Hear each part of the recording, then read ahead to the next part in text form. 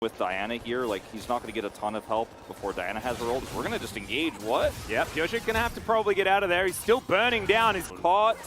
Oh, no. Again, okay, he's going to have to flash to get out of the way of the grand entrance, but there's the flash in from Beryl, gets the knock up onto Gumayusi, who dashes to get himself out of the way. The root comes through from the grab at him, but Beryl is going to fall down first. Faker gets the inside track yet again, and the low health bars from T1 can't be capitalized on here, as Deft has heal. He has flash, but he wants to stay in. He grabs one kill, flashes over the wall. Owner is after him, and can the crescendum work? It will not. Caught out here as Carrier has vision over the wall, flashes on in with the grand entrance. Great crash down though as Deft tries to keep himself alive. Red, white, don't fight. They do manage to take him down, but it's a lot of AoE in here. Oh my goodness, it is a massacre. But DRX are going to reign supreme. To that particular rock is now Carrier with the quickness, does try and get on in there. Avoids the grand entrance really nicely, and now the circles come in. Faker will turn up as Zeus is going to get taken down. Pyosik as well. Some low health bars, but it's Faker that's getting all of these kills.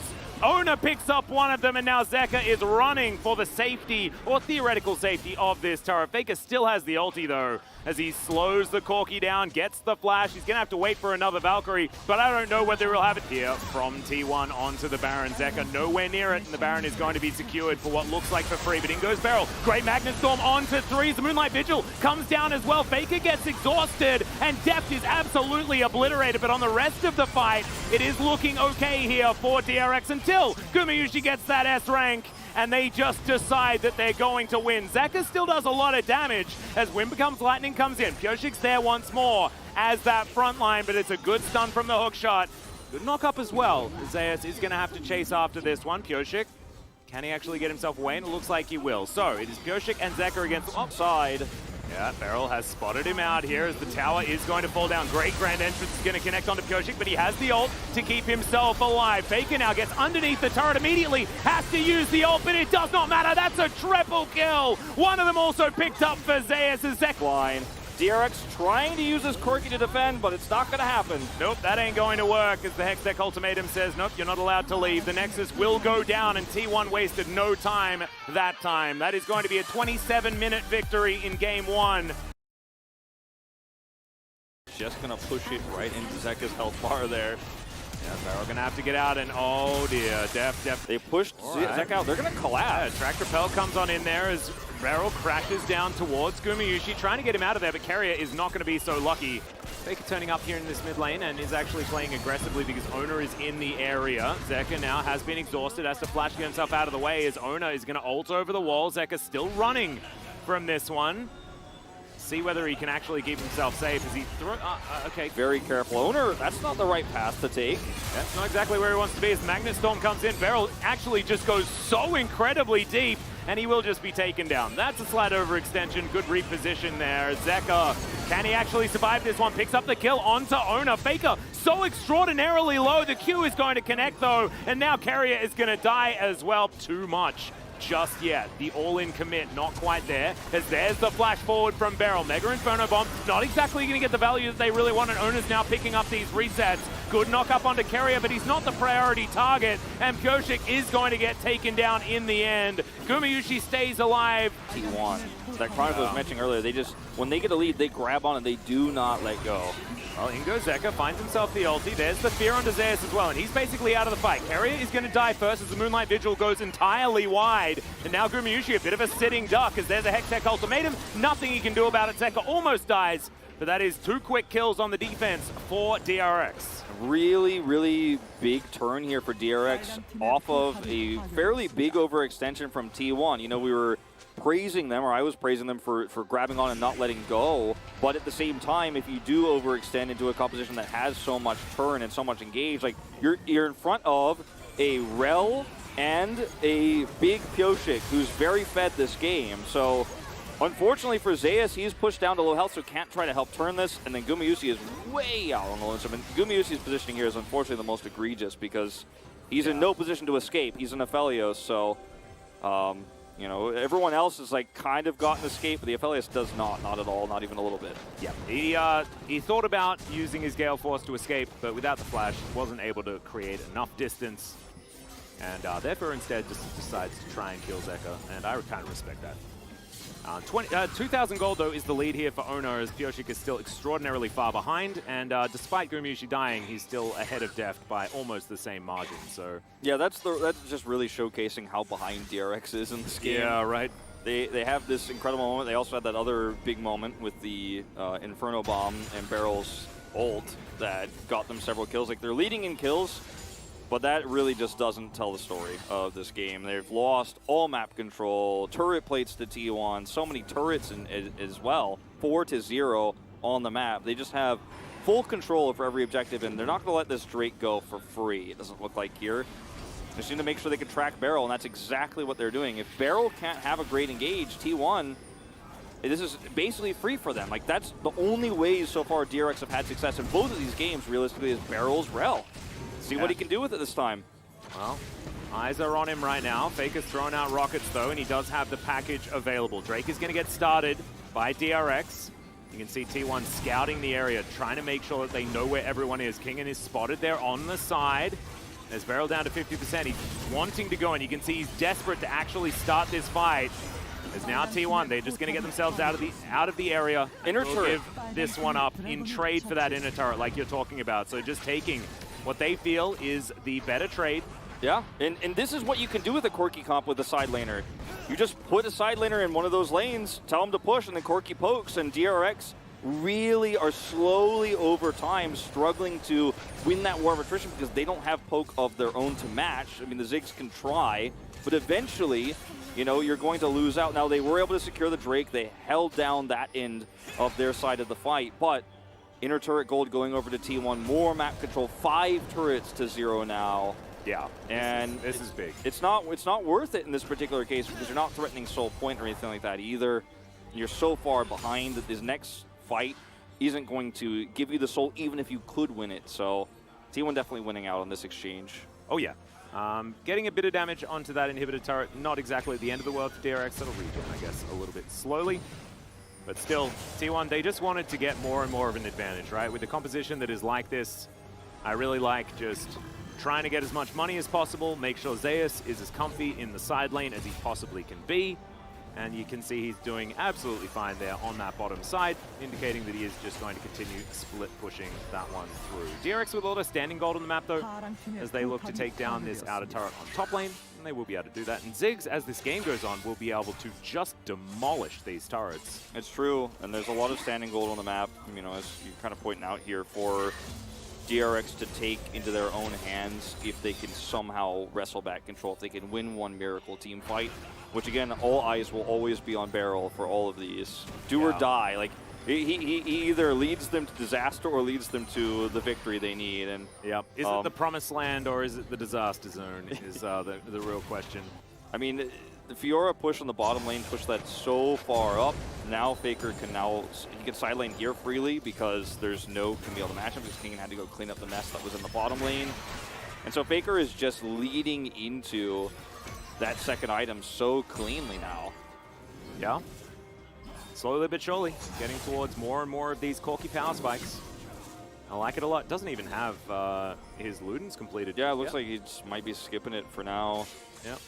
Just wants to build what he can. More of Malmortius is going to come through before he does get to work on that one. But there it is, yeah. Not exactly lost chapter complete just yet with just the Sapphire Crystal, so going to be taking a little bit of time. He's just having such a really easy road through this mid-game. The only way things go badly for him is if he gets exploded by, you know, Zeka fearing him Death's Bomb or really nice barrel engage. So he'd rather have the survivability with the Maul right now than the extra burst and poke because they're winning those trades anyways.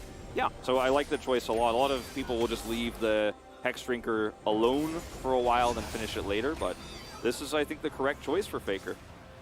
Yeah, and Faker also just needs to try and stay safe against all of the dive potential of DRX. So, like you say, definitely a good idea to go for that one. Bit of a lull in the game right now as we look to about a minute and a half before the next fight is necessary. Gumayusi, though, going to have to flash out of the Cataclysm. Deft also throws his bomb, gets a bit excited, and Kingen teleports. So it's a lot invested to just get that flash. However, they got the flash. Nailed it. Well done, DRX. Yeah. Small victories can add up, but I think we're we're maybe 10 or 12 small victories away from DRX getting back in this game. I hate to say it, but again, this is why I keep mentioning Beryl, because he's the one who could maybe make some incredible big nasty play happen with his ult into a big Vex Sphere, and then the Mega Inferno Bomb coming through from Deft, and Kingen is doing big damage, and the Cataclysm is there. Like, yeah, if they can like land a Shadow Surge and like get the AoE fear in the Cataclysm and then line it up, like if all of the circles do work, yeah, then this DRX comp is very, very scary. But we just haven't seen that happen just yet. The problem with circle comps in this meta against something like a Corki, and even in last year's meta against something like a Jace, is while you're trying to set up for the perfect fight because you're behind and you don't have vision, you're slowly looking for, okay, we can have this one engage, you're getting chipped away by Corki rockets. So yeah, you're always fighting against the clock. But you're also fighting against PvE Zeus here on the Fiora, who will just destroy your turrets, right? Speaking of which, he's doing it in the top side. Yep. Kingen is going to try and match here as best he can, and should be okay with the help of the turret, as Zeus taking a few extra shots than he otherwise would want to. Kingen's actually been staying in this matchup quite nicely, so that is definitely good for DRX. The side lane not completely over just yet. Yeah, his laning has been much better today than it has in the last two series, that is for sure. Ooh, Beryl taking a lot of damage here as the turret does eventually go down. You can see Kingen left. Wanted to try and get towards this 5v5 to allow DRX to get to that soul point. Beryl almost too low to engage. And Zeus, yeah, he's keeping them on the clock, and DRX getting more and more desperate. They are going to try and burst down this dragon, but they will have to say goodbye to a large portion of their base, as you can see. Teleport to come forward, and now the flank from the Fiora is on. Pyosik down very, very low, and Ona steals away the dragon. Cataclysm, the flash comes out, and Gumayusi doesn't have his anymore, but he stays alive for so long, eventually does fall down, and the Rel going to be traded as well, as Zeus diving over the top. He threw out the challenge, and immediately Deft just exploded. As now Zeka, can he actually get enough of these fears to actually work out? And the answer looks like it's going to be no, as Kingen's going to go down. This could just be the ace. Fan is like, can they make it past 30 minutes? Yeah. As Pyosik is going to try and get into this backline, but before he can even use his flag, he's taken to 100 health. Mega Inferno Bomb finds absolutely no one, as Owner is going to be able to turn into a Jarvan and see whether he can do a better job. He dives forward. Kingen going to get taken down. The grand challenge going to be there to heal everyone back up. And Owner is still looking for more. Man, this guy's popping up, as he is going to be able to help take down this inhibitor. And T1, we'll see whether they stay for the end or whether it is just going to be another reset. But I have a feeling that they probably have enough to just win this game right here. Yeah, it looks very likely. They have this wave coming through, 2 cannon minions empowered by the Baron, and they have so much damage. Owner at almost no health, doesn't even care. Yep. And Gumayusi flashing forward because he can. He may as well use it. Okay, now you can. Yeah, and as I was going to say, Hecarim is a farm animal as a horse, and therefore is probably more allowed to farm. It's got a flash forward, and that is first blood solo kill to Closer. Oh my goodness, Owner not going to be able to trade that one back, as now Croco coming in towards the top side as well. Rest of the map though, T1 needs to play respectful as Croco ghosts. Yeah, that is going to be the Q landing onto Closer. There's the kickback, special delivery, and it's actually Owner that locks down the kill. Croco now very, very good. It's T1. Gonna have to deal with the fact that Croco is there. He does have the ulti available, but he's gonna get bound. Dove now looking for an opportunity. Zeus still charging up the Naba as in goes Croco. The curtains are being called as well as they take down Gumayusi to start this one off. Owner is going to survive, but Zeus is still massive in the backline. That's a double kill on both of the tanks as Kale's running for the hills and the Q will connect. There's the kick flash as Owner's not done yet. It's available. Very sneaky, as there's the final chapter. They are trying to bait this one in, as Gumayusi's going to flash, get himself out of the way. Onslaught comes on in as Croco gets rid of Gumayusi from this fight. Closes come down though, so the man advantage there for Liv Sandbox. The kickback not really going to do too much, as Gumayusi's doing some alcove gaming that he really does not want to. Wants to get a kill back onto Croco, but will. Drakes are irrelevant if you can just fight each other. That's exactly right, as Croco is running forward for even more fighting, Chronicler, and he's just going to walk past Faker. The flash comes in. So I wonder which build Croco is going for as Dove. Yeah, that's a great double body slam. As No, I need more. They You're going to need 5. So that's the maximum. Zona taken down to about half health here. He's going to flash to get himself out of the way. Onslaught of Shadows does basically nothing, as that's a big Gnar onto 3 into the wall. Back goes Ona, and he's actually going to be able to get the kill onto Dove and make it out. Now Carrier and Gumayusi trying to lock down the remaining members, and Closer not going to have anywhere to go. Kale as well is now just a cat. To the back line. Yeah, Faker holding onto his flash though, as they're going to set themselves up. That is a fence. To focus down, but the rest of that team. This is not where Ice wants to be, as the Q is going to connect, and Ona, yeah, shouldn't have too much trouble dealing with this. Flashes after him, as yes, the TP could also work. Ona doesn't have his kick, and he's just going to see whether he can get himself a kill in.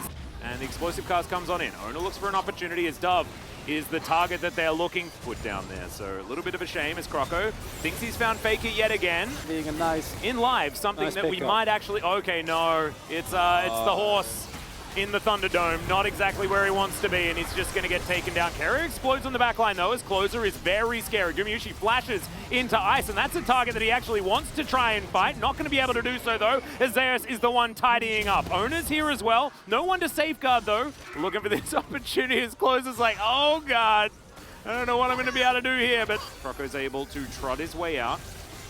Q doesn't connect. Ona Strong thought that one might happen, as there it is, the kickback onto Closer, and they do manage to secure it. Oh my goodness, they can't even get the kill onto Ona here, as Obliv Sandbox are scattered to the wind. And Zeus now with a few more autos will be able to do it. Throws a house around, as Croco has managed to make it back. And they haven't even done any damage to Zeus yet. Can he actually get the work done, as there's a good stun into the wall. Ice will get taken down, as Gumayusi does so much work. If he puts a couple of autos into this Nexus, it's game over, but we're going to see if we can get a couple of kills before that one happens. Gumayusi doesn't want to really fight a fountain laser, but it seems like the only one that can do as much. Fake, okay, gonna get hooked. Wow, that was some range and some hitbox from the dredge line, as now we're gonna go for a 50-50. Ona locks it down, as now Zeus is in trouble running away from this one. Looks really ready for this. Kyle is on the top half of the map, and it might have some suggestion. Oh, the hook barely going to miss. And by barely, I mean actually quite a decent. As Kale, yeah, that was not the dredge line you wanted to take. It's great body slam, as the CC is just everywhere. Super Mega Death Rocket might have been overkill, but it's still going to get the kill, as Croco with the subjugate there as the package. Crescendum there as well. The team fight tools are available, but now T1 walking on in. Dredge line going to connect. The depth Sense of security, considering how tanky he is, but for Gwen, that's not a lot. Oh no, Ice caught out of position. Good dredge line there though from Kale to try and stop him from going down, as Croco. He's not going to be so lucky. Closer turns up again a little bit too late, but he left his team for the Wolves, and the Wolves have consumed them. Kale now trying to flash his way out. Titan's Wrath kept him alive for a little bit longer, but now Gumayusi is excited, and why wouldn't he be, as he's picking up so many of these kills. The Moonlight Vigil goes absolutely wide, and in the end, it's an ace. These Nexus turrets not long for the world, and from what looked like, Liv Sandbox making a decent play, finding themselves a skirmish, has ended up with a dead Nexus. And first, it's going to be a dead Croco just for a little while longer, and Kale is also going to suffer the same fate, but the Nexus is not going to survive, and T1 will do it.